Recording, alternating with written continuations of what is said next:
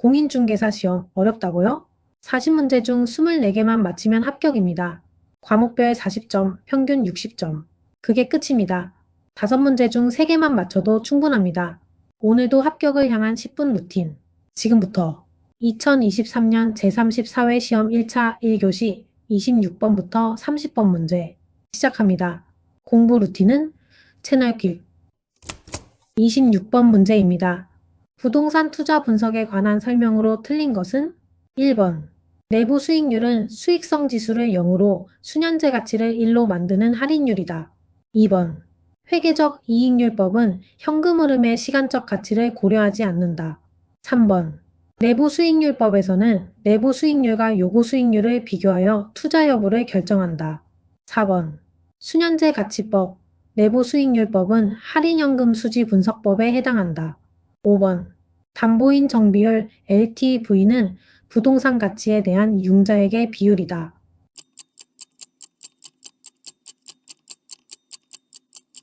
정답은 1번.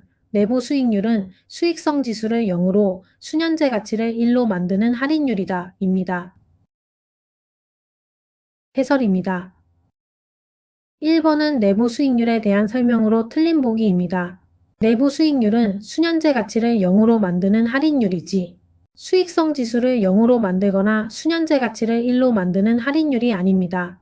2번에서 회계적 이익률법은 현금 흐름의 시간적 가치를 고려하지 않는 분석 방법으로 옳습니다. 3번에서 내부 수익률법은 내부 수익률과 요구 수익률을 비교하여 투자 여부를 판단합니다. 4번에서 순현재 가치법과 내부 수익률법은 모두 할인연금 수지 분석법에 해당합니다. 5번에서 담보인 정비율은 부동산 가치 대비 융자액의 비율을 의미합니다. 따라서 정답은 1번입니다. 27번 문제입니다. PF 대출을 유동화하는 자산유동화 증권 ABS와 자산담보부 기업어음 ABC, P에 관한 설명으로 옳은 것은 1번. ABS는 유지권의 방법으로, ABC, P는 근저당의 방법으로 사업부지를 피담보 채무의 담보로 확보하여야 한다. 2번. ABS는 금융위원회에 등록한 이전 회차의 유동화 계획을 따를 경우 금융위원회에 등록 없이 근본 회차에도 동일하게 재발행할 수 있다. 3번. ABS는 유동화 도관체가 개발업체에 직접 PF 대출을 제공한 후 해당 대출 채권을 유동화할 수 있다. 4번. 공사대금 재원이 필요한 경우 시행사는 공사대금 채권을 담보로 ABC, P를 발행하고 이를 통해 조달한 재원을 시공사에 지급한다. 5번. 채권형 ABS와 ABC, P에서 수령하는 이자에 대하여 모든 개인 투자자는 소득세 납부 의무를 가진다.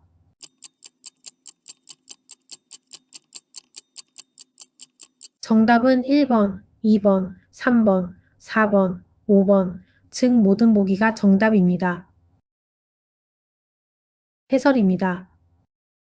이 문제는 자산 유동화 구조와 과세 여부를 종합적으로 묻는 문제입니다. 1번에서 ABS는 유지권 방식, ABC, P는 근저당 방식으로 부동산을 담보로 설정하는 것이 가능하므로 옳습니다. 2번에서 기존의 금융위원회에 등록된 유동화 계획을 따르는 경우 동일 구조의 ABS는 재등록 없이 재발행할 수 있습니다. 3번에서 유동화 도관체는 개발 사업자에게 직접 PF 대출을 실행한 후 해당 채권을 기초로 유동화 증권을 발행할 수 있습니다. 4번에서 공사대금 조달을 위해 공사대금 채권을 담보로 ABC, P를 발행하는 구조는 실무상 일반적으로 활용됩니다. 5번에서 채권형 ABS와 ABC, P의 이자 소득은 개인 투자자에게 과세 대상이 됩니다. 따라서 정답은 1번, 2번, 3번, 4번, 5번입니다. 28번 문제입니다.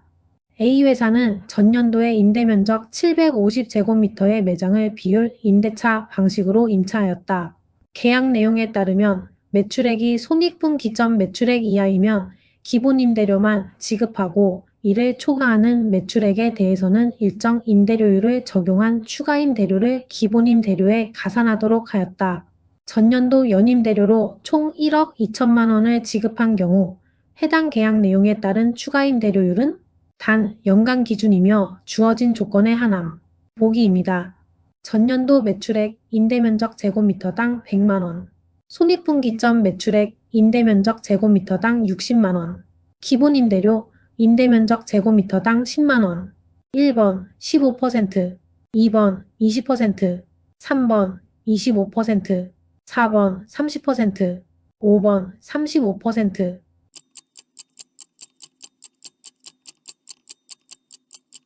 정답은 1번 15%입니다. 해설입니다. 이 문제는 비율임대차에서 총 임대료는 기본임대료 더하기 추가임대료 구조를 이용해 추가임대료율을 역산하는 문제입니다. 먼저 기본임대료부터 계산합니다. 기본임대료는 제곱미터당 10만 원이고 임대면적은 750제곱미터이므로 기본임대료는 7,500만 원입니다. 다음 계산은 총 연임대료는 1억 2천만 원이므로 추가임대료는 1억 2천만 원 빼기 7,500만 원, 즉 4,500만 원입니다. 다음 계산은 이제 추가임대료가 부과되는 매출 초과분을 구합니다. 전년도 매출액은 제곱미터당 100만 원이므로 총 매출은 7억 5천만 원입니다. 손익분기점 매출액은 제곱미터당 60만 원이므로 손익분기점 매출은 4억 5천만 원입니다. 따라서 초과 매출은 7억 5천만 원 빼기 4억 5천만 원, 즉 3억 원입니다. 즉 추가임대료율은 추가임대료 나누기 초과 매출, 즉 4,500만 원 나누기 3억 원으로 계산되어 0.15, 곧 15%입니다. 따라서 정답은 1번 15%입니다. 29번 문제입니다. 부동산 투자회사 법상 자기관리 부동산 투자회사 리츠 이하 회사라 한다. 에 관한 설명으로 틀린 것은 1번. 국토교통부 장관은 회사가 최저자본금을 준비하였음을 확인한 때에는 지체 없이 주요 출자자 발행 주식 총수의 100분의 5를 초과하여 주식을 소유하는 자의 적격성을 심사하여야 한다. 2번. 최저자본금 준비기간이 지난 회사의 최저자본금은 70억 원 이상이 되어야 한다. 3번. 주요 주주는 미공개 자산운용 정보를 이용하여 부동산을 매매하거나 타인에게 이용하게 하여서는 아니 된다. 4번. 회사는 그 자산을 투자, 운용할 때에는 전문성을 높이고 주주를 보호하기 위하여 자산관리회사에 위탁하여야 한다. 5번.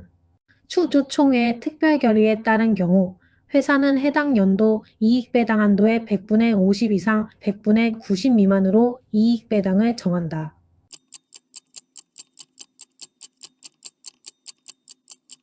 정답은 4번.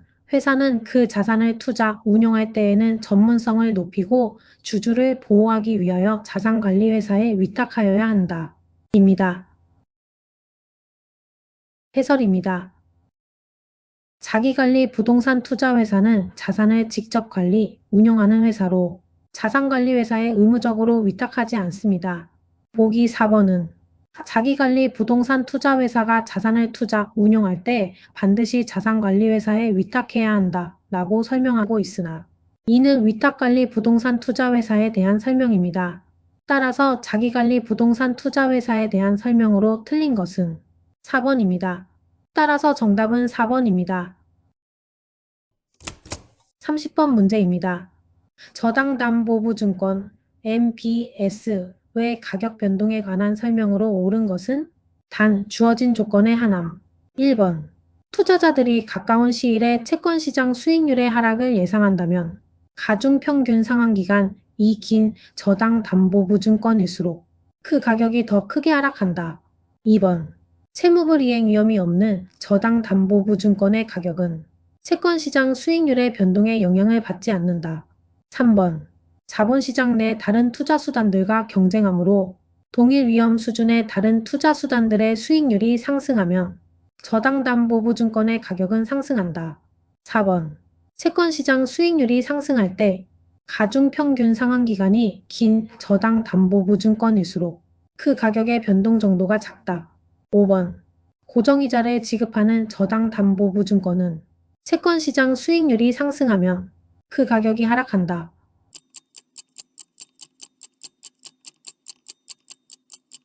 정답은 5번. 고정이자를 지급하는 저당담보보증권은 채권 시장 수익률이 상승하면 그 가격이 하락한다 입니다. 해설입니다.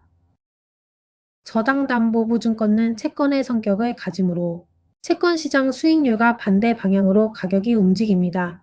고정이자를 지급하는 MBS의 경우 시장 수익률이 상승하면 기존에 고정된 이자의 상대적 매력이 감소하여 가격은 하락하게 됩니다. 따라서 정답은 5번입니다. 5문제 끝. 3개 이상 맞히셨다면 오늘도 합격 루틴 성공. 공인중개사 시험 40문제 중 24개만 맞히면 끝. 과목별 40점 넘기고 평균 60점이면 합격입니다. 매일 딱 10분. 이게 진짜 합격 습관. 좋아요 루틴 유지의 비타민. 구독은 합격까지 함께 가는 출석 체크. 하나씩 쌓아가는 합격 습관. 다음 영상에서도 함께 할게요. 여러분의 루틴 응원합니다. 공부 루틴은 채널길